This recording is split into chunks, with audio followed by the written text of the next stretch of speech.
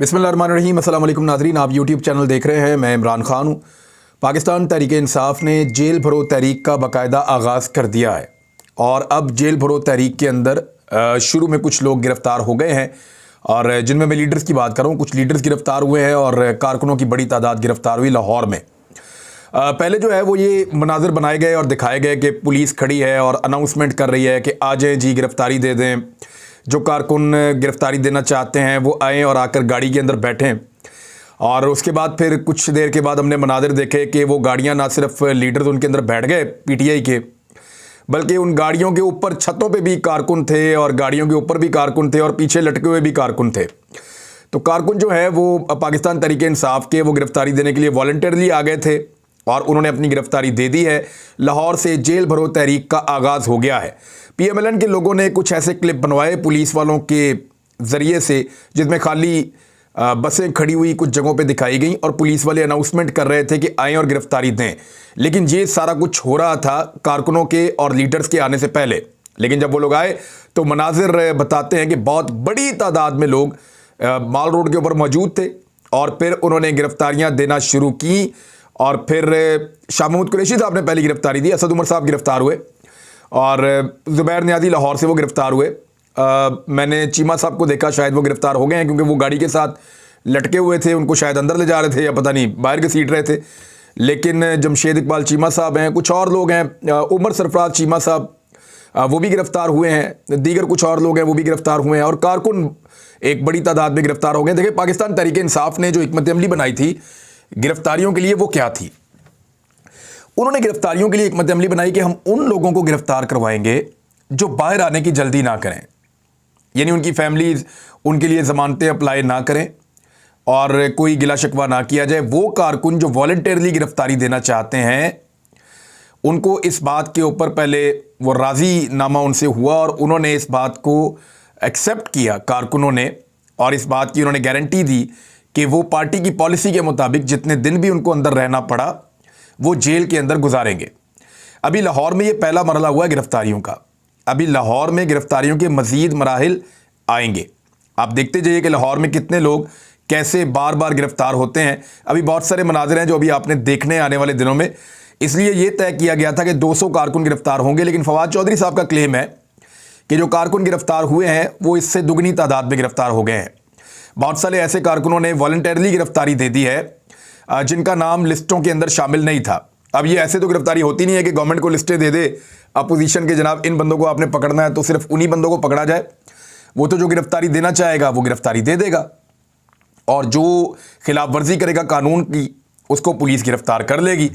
लेकिन यहाँ पे पाकिस्तान तहरीक इंसाफ की हिकमत अमली ये थी कि सिर्फ 200 कारकुन और चंद लीडर्स पहले गिरफ़्तार होंगे और इन गिरफ़्तारियों के बाद फिर अब पेशावर की बारी आएगी, गुजरावाला की बारी आएगी, रावलपिंडी की बारी आएगी, साहिवाल की बारी आएगी, मियांवाली की बारी आएगी, सरगोदा की बारी आएगी। तो मुख्तलिफ इजला के अंदर अब ये सिलसिला चलेगा। पाकिस्तान तहरीक इंसाफ को रोज़ाना की बुनियाद पे पाकिस्तान के मीडिया में कवरेज मिलेगी। मीडिया जो है वो नेगेटिव चीज़ें दिखाने की कोशिश करेगा। 24 चैनल है, समा टीवी है, जियो है, ये काफ़ी कोशिश करेंगे कि ये साबित करें कि गिरफ़्तारियाँ नहीं हो रही और पुलिस अभी तक इनको जेल नहीं लेकर गई मेरी इन्फॉर्मेशन के मुताबिक, जब तक मैं ये वीलॉग रिकॉर्ड करवा रहा हूं। जब मैं ये बात कर रहा हूं इस वक्त तक पुलिस ने अभी तक इन लोगों को जेल के अंदर दाखिल नहीं किया। पहले इनको कैंप जेल की तरफ और फिर कोट लखपत जेल की तरफ लेकर गए और जो बाकी कारकुन हैं उनको क़यादत ने कह दिया कि ठीक है, आज का मुज़ाहरा हो गया है, जिन लोगों ने गिरफ़्तारियां दे दी हैं वो जेलों में चले जाएं। तो गाड़ियों के ऊपर चढ़ के भी जो लोग कारकुन गए हैं, पता नहीं अब वो वहाँ पर जाके पुलिस उनको गिरफ़्तार करने का कहती है या नहीं, लेकिन हिकमत अमली थी क्या? गवर्नमेंट की हिकमत अमली ये है कि जहां पे भी ऐसा एहतजाज हो लीडरशिप को गिरफ्तार कर लिया जाए और कारकुनों को छोड़ दिया जाए। हुकूमत को यह लगता है कि अगर लीडरशिप को गिरफ्तार करेंगे और कारकुनों को छोड़ देंगे तो आहिस्ता आहिस्ता पाकिस्तान तहरीक इंसाफ की जान निकलती जाएगी। उन्हें यह लगता है कि इमरान खान साहब तनहा होना शुरू हो जाएंगे और फिर उनकी जो सियासी ताकत है वो कमज़ोर हो जाएगी। अब मैं आपको इसके बारे में एक चीज़ बताता हूँ। पाकिस्तान तहरीक इंसाफ वो वाहिद पॉलिटिकल पार्टी है जिसको कारकुनों को लाने के लिए किसी लीडर की ज़रूरत नहीं होती। यानी शाह महमूद कुरैशी ने मुल्तान में इमरान खान का जलसा करवाना है तो उन्होंने सिर्फ अनाउंस करना है कि इमरान खान का जलसा है, फिर ना किसी को वो गाड़ी भेजेंगे, ना बस भेजेंगे, ना बंदे भेजेंगे, ना कुछ और करेंगे। वो सिर्फ स्टेज लगाएंगे, सामने बंदोबस्त करेंगे, लोग खुद ही आके जलसागाह को भर देते हैं। तो पाकिस्तान तहरीक इंसाफ का जो कारकुन है उसका डायरेक्टली लिंक इमरान खान के साथ है। इमरान खान को अगर गिरफ्तार करके बंद कर दें तो फिर आप गैर मुअस्सर कर सकते हैं, लेकिन उससे पूरे पाकिस्तान के अंदर किस तरह का रिएक्शन आएगा उसके बारे में शायद खुद इमरान खान साहब भी नहीं जानते और हुकूमत को भी आइडिया नहीं है कि वो किस तरह का रिएक्शन होगा। अब लीडरशिप की गिरफ्तारी से अगले मरहले में इमरान खान साहब के पास कारकुनों की किल्लत हो जाएगी, ऐसा नहीं होगा। मुझे ऐसा लगता है कि ज़्यादा बड़ी तादाद में नौजवान निकलेंगे, ज़्यादा बड़ी तादाद में लोग आएंगे, क्योंकि आने वाले दिनों में खौफ टूटता जाएगा। आज शाह महमूद कुरैशी ने, असद उमर ने, बाकी लोगों ने हंसते हंसते गिरफ्तारी दी है। कल आप ये मनाजिर जो है वो पेशावर के अंदर देख लेंगे, फिर आप रावलपिंडी में देख लेंगे, गुजरावाला में देख लेंगे, साहिवाल में देख लेंगे, सरगोदा में देख लेंगे, मियाँवाली में देख लेंगे, डीजी खान में देख लेंगे। अब पंजाब के अंदर आपको जगह जगह, फिर कराची के अंदर भी आप अल्टीमेटली ये चीज़ें देखेंगे। तो जैसे जैसे वक्त आगे बढ़ता जाएगा आपको ये मनाजिर हर शहर के अंदर से नजर आएंगे और रोज़ाना की बुनियाद पे हर शहर के अंदर एक बहुत बड़ा एक कवरेज बनेगा सोशल मीडिया के ऊपर। पाकिस्तान का मीडिया तो आपको पता है ज़्यादातर पीडीएम का हमायती है, 95% मीडिया। वो ये कोशिश करेंगे कि इन चीज़ों को कम दिखाया जाए। एस्टेब्लिशमेंट मीडिया को कंट्रोल करेगी, जैसा कि वो हमेशा से करते हैं। हुकूमत मीडिया को लालचें देगी और कंट्रोल करेगी। आज हुकूमत ने एक पैंतरा चला था और वो ये था कि 8 बंदों को लाकर बैठा दिया शहबाज शरीफ साहब ने अपने साथ, यानी पूरी की पूरी पीडीएम आकर बैठ गई प्रेस कॉन्फ्रेंस करने के लिए कि हम बचत करने जा रहे हैं। शहबाज शरीफ साहब ने अनाउंसमेंट्स क्या की, क्या करने आए थे और करके क्या चले गए, जरा ये भी आप सुन लें। शहबाज शरीफ साहब ने अनाउंस किया कि IMF मुआहदे के नतीजे में मुल्क में मजीद महंगाई होगी। ये वज़ीर-ए-आज़म पाकिस्तान उस वक्त कह रहे हैं जब 38% तक महंगाई हो चुकी है। इमरान खान साहब के दायरे हुकूमत में यह महंगाई जब 11% से 13% के दरमियान रहती थी और नॉर्मली अगर आप एवरेज निकालें तो वो 10% के आसपास थी, बाद अगर सिंगल डिजिट में थी। तो उस वक्त शहबाज शरीफ साहब को और सबको लगता था कि महंगाई बहुत ज़्यादा है। आज 38% तक महंगाई पहुंचने के बाद वज़ीर-ए-आज़म पाकिस्तान ये अनाउंस कर रहे हैं कि IMF मुआहदे के नतीजे में मुल्क में मजीद महंगाई होगी। मुआहदा किया किसने? इसहाक डार ने और मिफ्ता इस्माइल ने। हुकूमत किसकी है? शहबाज शरीफ की और आसिफ अली जरदारी की और मौलाना फजल रहमान की। यानी पीडीएम की हुकूमत में होने वाला मुआहदा पाकिस्तानियों को कितना महंगा पड़ रहा है। वज़ीर-ए-आज़म ने कहा कि मुल्क में अभी मजीद महंगाई होगी, ये जितनी हुई है ना ये काफ़ी नहीं है। इसहाक डार से सवाल किया गया कि क्या 28 फरवरी को, आखिरी दिन होता है साल का, ये महीने का, 28 फरवरी को दोबारा पेट्रोलियम मसनूआत की कीमतें बढ़ेंगी? तो डार साहब ने कहा मैं अभी कुछ कह नहीं सकता। वो कह सकते थे कि नहीं बढ़ेगी, लेकिन इनकी नीयत ठीक नहीं लगती। ये ऐसा लगता है कि बार बार पेट्रोलियम मसनूआत की कीमतें बढ़ाएंगे, अवाम की जेब पे दिन रात डाके डालेंगे और डाका डालने से बाज नहीं आएंगे। वफाकी वज़रा और मावनीन ख़ुसूसी और बाकी लोगों के साथ प्रेस कॉन्फ्रेंस की शहबाज शरीफ साहब ने। उन्होंने कहा जी 75 सालों में जो अमीर तबका है पाकिस्तान का, उन्होंने कुर्बानी नहीं दी, मगर अब उन्हें कुर्बानी देनी पड़ेगी। इंशाल्लाह हम इज्तिमाई कोशिश से पाकिस्तान को मुश्किलात से निकालेंगे। कुछ अच्छी चीज़ें शहबाज शरीफ साहब ने की हैं। देखें, एक तो हर चीज़ बुरी नहीं होती गवर्नमेंट की, कुछ चीज़ें उन्होंने अच्छी की हैं। उन्होंने कहा जी कि अब तनख्वाहें और मुराद जो हैं हम अपनी कैबिनेट को अब नहीं देंगे। कुछ गाड़ियाँ उन्होंने कहा ऑफिसर से वापस ले लेंगे। कुछ उन्होंने कहा कि अखराजात अपने कम कर रहे हैं, 1 डिश की पाबंदी करेंगे। इमरान खान साहब तो वो भी नहीं खिलाते थे वैसे। तो उन्होंने कहा जी कि अब चाय और बिस्किट और इस तरह की चीज़ें उन्होंने कही। ये चीज़ें अच्छी हैं। सरकारी ज़मीनें जो हैं कुछ उनको बेचा जाएगा। जो चीज़ें अच्छी हैं वो अच्छी हैं। बड़ी और लग्जरी गाड़ियों का इस्तेमाल नहीं होगा। लेकिन क्या प्रैक्टिकली शहबाज शरीफ स्टेटस को तोड़ पाएंगे? क्योंकि शहबाज शरीफ के दोनों तरफ जो लोग बैठे हुए थे वो स्टेटस को हैं, और पाकिस्तान की जो एस्टेब्लिशमेंट है वो पाकिस्तान का सबसे बड़ा स्टेटस को है। देखिए ना, सबसे बड़े बड़े गोल्फ कोर्स जो हैं वो किसके पास है? सबसे बड़े बड़े जो पोलो ग्राउंड्स हैं वो किसके पास हैं? अगर यही पोलो ग्राउंड्स और ये गोल्फ कोर्स अगर प्राइवेट कंपनीज को दे दिए जाएं और ओपन कर दिए जाएं सबके खेलने के लिए, और वहाँ पे अच्छे क्लब्स बना दिए जाएं, तो वहाँ से रोज़ाना के हिसाब से करोड़ों रुपया रेवेन्यू इकट्ठा हो सकता है और गवर्नमेंट इनसे बहुत पैसा कमा सकती है। लेकिन चंद बड़े ताकतवर लोगों और एस्टेब्लिशमेंट के कर्ता धर्ताओं के लिए ये सारे क्लब्स जो हैं ये मुख्तस कर दिए गए हैं। अभी यहाँ पे मैं गया हुआ था स्वात में, तो वहाँ मालूम जब्बा में मुझे बताया कि एक बड़े सीनियर ऑफिसर हैं एस्टेब्लिशमेंट के, वो थोड़े दिन पहले ये जो स्कीइंग का मुकाबला हो रहा था ये देखने के लिए आए। तो उन्होंने कहा एक ऑफिसर को खुश करने के लिए इतनी बड़ी तादाद में लोग साथ आए कि हम हैरान हो गए। और उनके लिए साथ बड़े बड़े हीटर्स, बहुत जदीद किस्म का निज़ाम, मशीनें। कहते एक आदमी के एक दिन के इंजॉयमेंट के लिए जो खर्चा किया गया है आप उसका अंदाज़ा नहीं कर सकते। ये मुझे वहाँ पे लोअर स्टाफ के लोगों ने बताया जो वहाँ मौजूद था। उन्होंने कहा सर हम गरीब लोग हैं, हमारा गरीब मुल्क है। अब लोगों में शऊर आ गया ना, लोग सवालात उठाते हैं। चाहे आपने कोई भी यूनिफॉर्म पहना हुआ हो, चाहे आप एस्टेब्लिशमेंट के किसी भी हिस्से से आपका ताल्लुक हो, लोग सवाल उठाते हैं। यानी मुझे एक दोस्त ने वहाँ ये बताया कि ये जो पोलो का फेस्टिवल होता है चित्राल में, उन्होंने कहा वहाँ पे एक हेलीकॉप्टर टैक्सी की तरह उड़ रहा था, बच्चों को और ख़वातीन को कभी लेकर जा रहा था, कभी लेकर आ रहा था।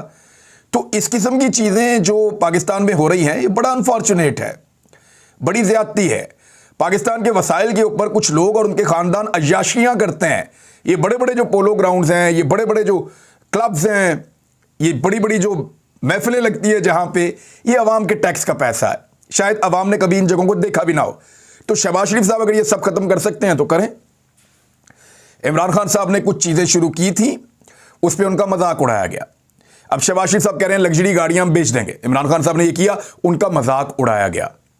तो आज देखते हैं कि शहबाज शरीफ साहब ये कर रहे हैं। उस वक्त भी मैंने कहा था कि ये काम ठीक है करने का, अगर शहबाज शरीफ साहब ये कर पाए तो इस वक्त भी ये काम ठीक है करने का। लेकिन जो असल डाका पड़ा है वो तो 1100 अरब का है। ये सारा कुछ करने के बाद इससे कितने पैसे बच जाएंगे?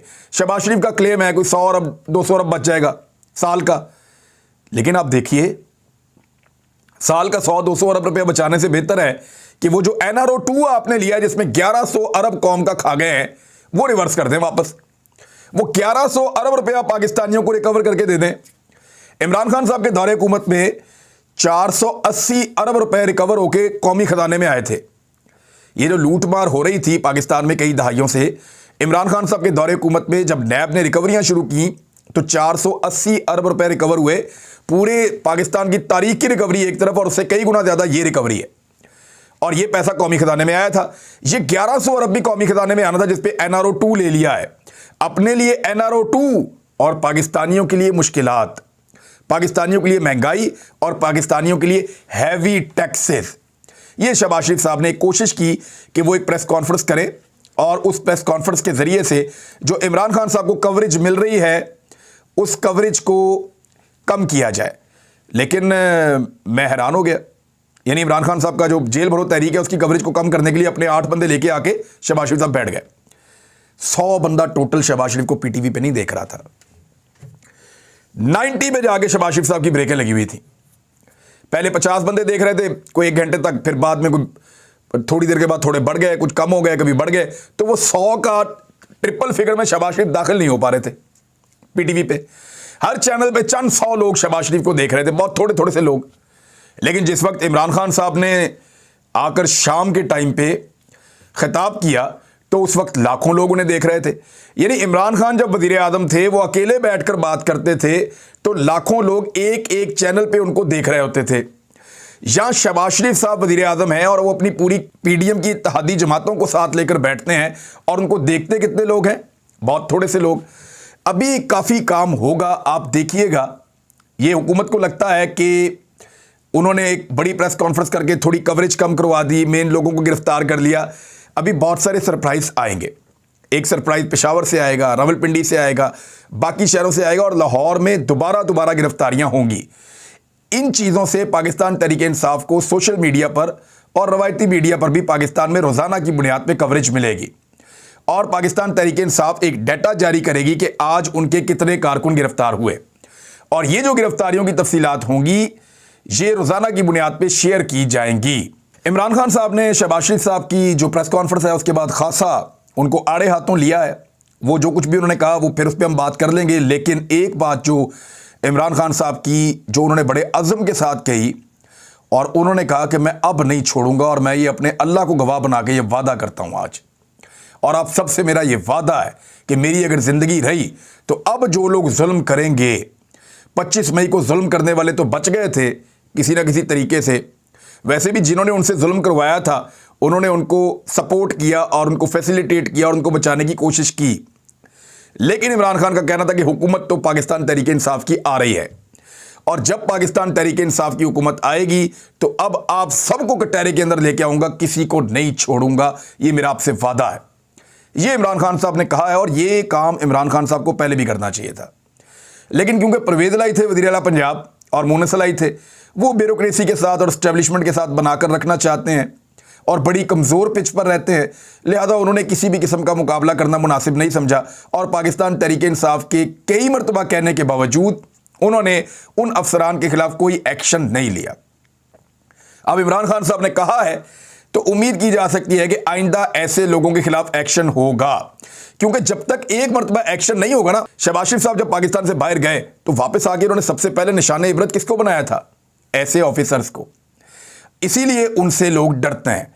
तो ये इमरान खान साहब को एक दफ़ा तो करना पड़ेगा।